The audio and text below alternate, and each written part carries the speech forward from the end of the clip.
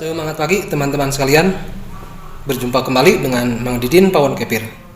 Saat ini Mamang akan menyampaikan tentang masa simpan susu kefir ya. Jadi susu kefir berapa lama kalau disimpan di suhu ruang dan berapa lama kalau disimpan di suhu dingin ya. Nah, susu kefir tradisional ini kalau disimpan di suhu ruang dia tidak akan tahan sampai seminggu. Jadi susu kefirnya berada dalam suhu ruang, kemudian disimpan di suhu ruang. Nah ini dalam waktu sebelum seminggu saja dia akan rusak. Nah yang menyebabkan kerusakan susu kefir ini karena memang meledak ya. Nah seperti pernah ada beberapa pertanyaan dari teman-teman, Mang susu kefir kok bisa meledak, itu ada beritanya gitu. Jadi itu susu kefir yang disimpan di suhu ruang, jadi belum tahu yang menyimpannya bahwa susu kefir ini kalau di suhu ruang akan terus memfermentasi, dan kalau proses fermentasi yang ada bakteri baik di dalamnya pasti akan timbul gas ya, seperti itu. Sehingga ketika gas itu menimbun sangat banyak, botol tidak akan kuat. Jadi ketika dibuka tutupnya bisa meletus ya keluar. Jadi itu adalah penyebab kerusakan susu kefir karena gasnya sudah terlalu banyak sehingga menjadi rusak. Artinya ketika dibuka bisa menyembur gitu ya. Nah, jadi disarankan kalau menyimpan susu kefir di suhu ruang tidak boleh mencapai 1 minggu ya. Nah, kecuali kalau misalkan susu kefirnya dibekukan dulu, nah dalam kondisi bekukan dingin akan dorman nih. Jadi ketika dibawa di perjalanan itu bisa tahan sehari sampai 3 hari. Bahkan seminggu pun belum mengembung sangat kuat karena sudah didinginkan dulu kan sebelumnya.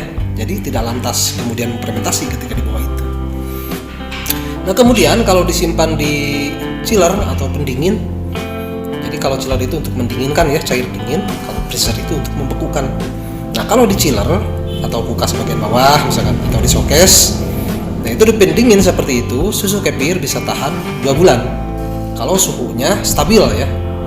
Nah disarankan suhu pada showcase atau chillernya itu diputar saja. Nah, putaran suhu yang paling rendah caranya diputar aja ke sebelah kanan ya, sampai habis.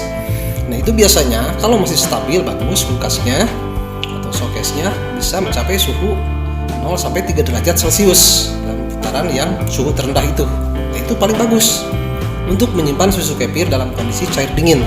Nah, dalam kondisi cair dingin di suhu 0 sampai 3 derajat Celcius itu bisa tahan 2 bulan ya susu kefir itu.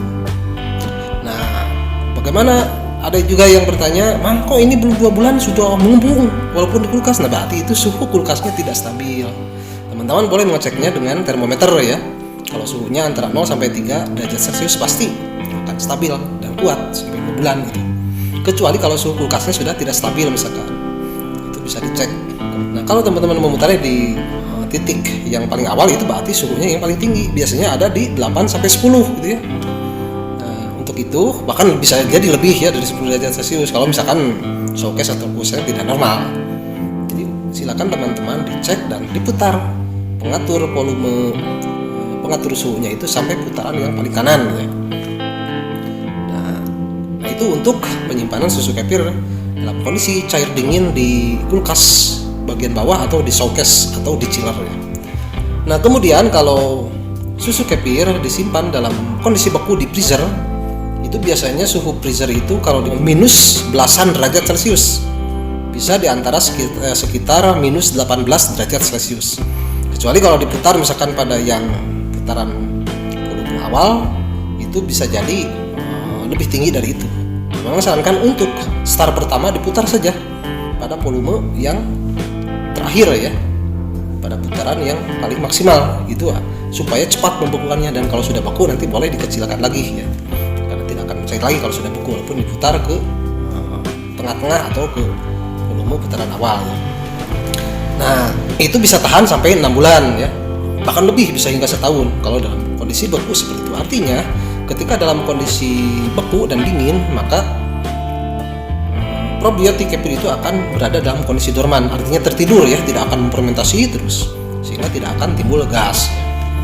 Nah demikianlah teman-teman sekalian tentang masa simpan kefir dan bagaimana cara menyimpan kefir agar dia bisa tahan lama ya. Semoga bermanfaat, dan jika teman-teman berkenan silahkan bisa klik like dan subscribe. Jangan lupa Tekan juga tanda lonceng supaya ketika Mamang share kembali bisa mendapatkan pemberitahuan secara otomatis. Terima kasih. Wassalamualaikum warahmatullahi wabarakatuh.